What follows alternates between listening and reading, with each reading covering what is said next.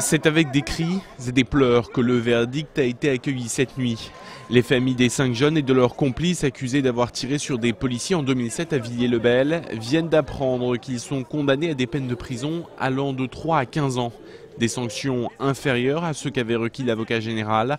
Pour la défense, ces condamnations sont sévères alors que les preuves étaient fragiles. Les jurés ont été partagés entre d'un côté l'envie de répondre à la détresse des policiers et puis parce qu'ils ont été, c'est vrai, agressés dans des conditions insupportables, ils n'ont pas voulu non plus aller trop loin dans l'erreur judiciaire. C'est une décision de justice rendue par un jury populaire qui se respecte complètement mais qui ne se comprend pas.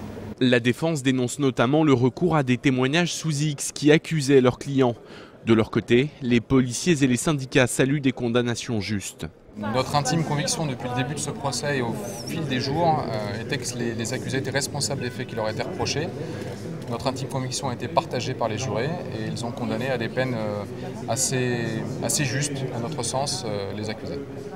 Les victimes avaient peur de ne pas être reconnues en qualité de victimes et de voir leurs agresseurs sortir avec le sourire, et ça aurait été vraiment très pénible. Aujourd'hui, elles sont satisfaites.